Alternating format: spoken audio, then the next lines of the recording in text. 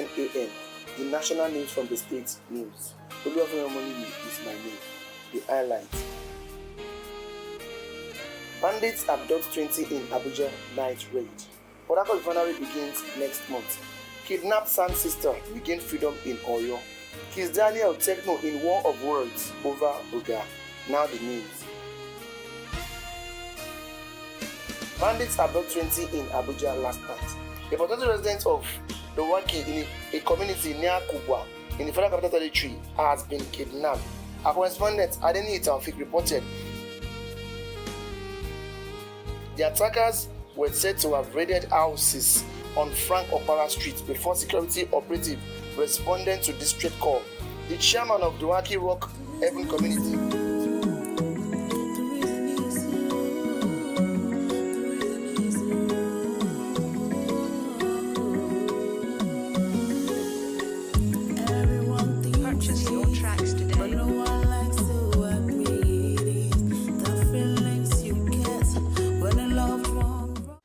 Good morning, students. Good morning, sir. How are you today? Fine, sir. It has come to my hearing that you students have not been serious with your studies these days. Particularly you students of SS3 that's about going for your final examination. It's important that you know why you are in the school.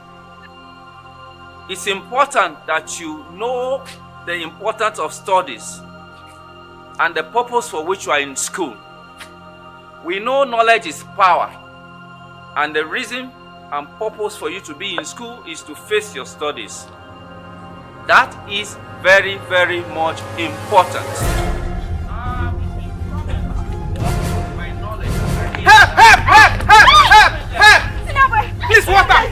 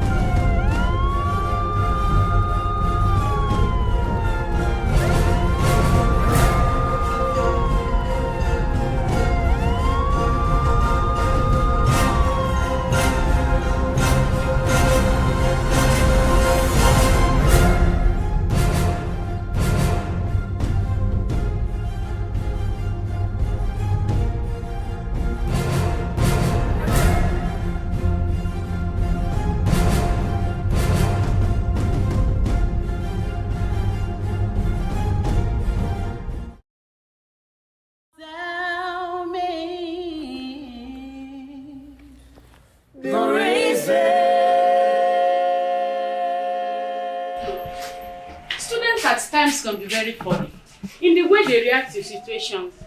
How do you mean? The someone don't rush wọlé ló ń sọ na belo mi torí kò yé mi. Rárá, in Taurus jáde. Is there any other patient? Abẹ́ ti gbé kan wọlé tí mi mọ̀.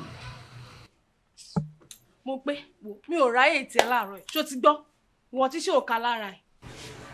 ẹ pẹ̀lẹ́ o awáyé wá ṣiṣẹ́ ẹ ń ṣiṣẹ́ ká lára kí ni téèyàn bá ṣẹ̀ṣẹ̀ débi iṣẹ́ báyìí èyí ò ti mọ̀ lára yín. Wo ìwọ ló mọ̀ ṣó ti gbọ́.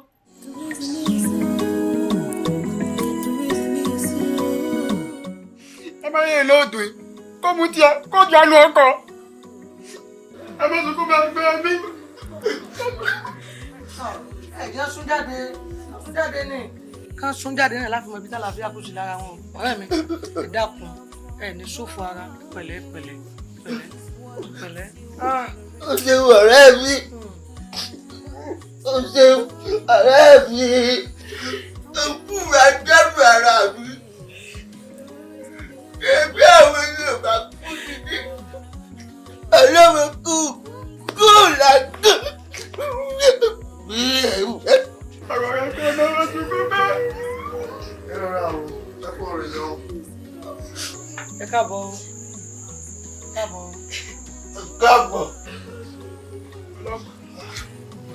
ẹ̀yin ọlọ́pàá ẹ wò mí rọ ni ẹ má jẹ́ kí ìyá ìjẹ mi gbé Dọlápọ̀ lọ́mọ kan ṣoṣo nígbà tí bàbá ẹ̀ bí mi ò lọ́mọ mìíràn lẹ́yìn Dọlápọ̀ ẹ wo ọjọ́ orí mi ẹ wo ti bàbá ẹ̀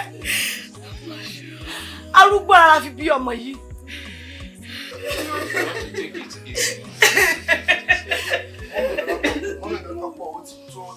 I can get your plight very well and we are actually working on it. Ẹ má jẹ́ kó dùn yín much. Ṣé rí ẹni tó ṣiṣẹ́ yẹn a máa apprehend ẹ má worry. Ẹ má worry a máa apprehend ẹ. Ẹ jọ̀ọ́ ẹ̀yin ló wá a fẹ́ bẹ̀yìn lásìkò yìí. Ẹ má jìnnà sí wọn rárá. Má padà Dọlápọ̀ ẹ wo bí wọ́n ṣe rí lásìkò yìí. Ẹ jọ̀ọ́ ẹ rí pé ẹ dúró tì wọ́n dáadáa a ní fílẹ̀ lè gbà o.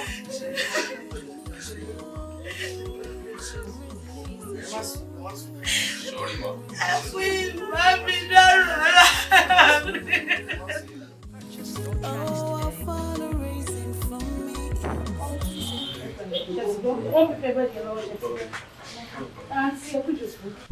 Ẹ pẹ̀lẹ́ tẹ́ẹ̀sì yóò ní pẹ́rẹ́ di iṣẹ́ ti bọ́ ẹ má bínú. lọ sí mo pé báwo jọ wọn bá mi àtẹ́yìn sí patient tó wà ní wọ́ọ̀tì ṣó ti gbọ́ fẹ́ràn. ẹ wá bí kíni ló ń ti kíni tẹ́ẹ̀rí pé tèmi tó mi lẹ́rù ni àbí kí lẹ fẹ́ máa dì sí mi gbà dúró ná wàá máa rán mi iṣẹ́ bí ẹni pé o jẹ́ bí ọ̀gá mi bí báyìí sún ṣáájú mi dé bí báyìí àbí kí mi máa lọ bẹ́ẹ̀ àtẹ́ǹdì sí kíni kò ń tẹ̀ ń sẹ̀ bí ẹ gbà tó jẹ́ pé uniform kọ́lọ̀ kan náà lájọ ń wọ̀ á dẹ̀ máa rán mi iṣẹ́ bí ẹni pé mo jẹ́ bí ọmọ iṣẹ́ ayé. mo pé kí ló ṣẹlẹ̀ gangan a jọ ń gba salary kan ni why are you like this you always avoid the responsibility of this hospital you always avoid it why jọ ṣé ayé ló lè mẹ́ni àbí wọ́n ló lè máa torí mi mọ́ kọ́lọ̀ ṣòwò ẹ̀ mi ò mọ̀ rárá mo kàn bá mi attend to patient lásán ló di wàhálà fún ẹ àfikún rojọ́ òṣì kiri hospital kó máa rojọ́ tó nǹkan tó mọ nìyẹn wọ́n dẹ̀rẹ́ kí oṣù má ti pè ní wá sí máa rojọ́ kiri ṣé kò dé kàn kọ́ sọ sálárì kò tẹ̀ kọ́ sọ sálárì ni àfọwọ́ òyìnbó kó wá iṣẹ́ tó ń gbà yẹn ó wá di nira fún ẹ. Oh, good morning, detective. Yeah, good morning. Is doctor around? Yeah, he's around. It's around. Yes. Eba, this is up to serious, sir. Yeah, thank you very much, doctor. Really appreciate it. Thank you very much.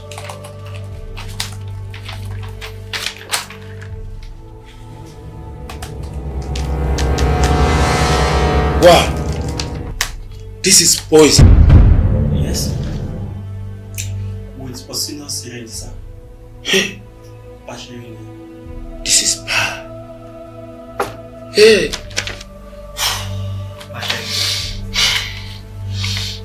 Anyway, thank you, doctor. Really appreciate you. No, I don't need to thank me. I'm doing my job. Iṣẹ́ mi ni mo ń ṣe now. Anytime Tabatu need more information, I'm at JK. No problem. Thank you very much, sir. I need to, sir. Really appreciate you, sir.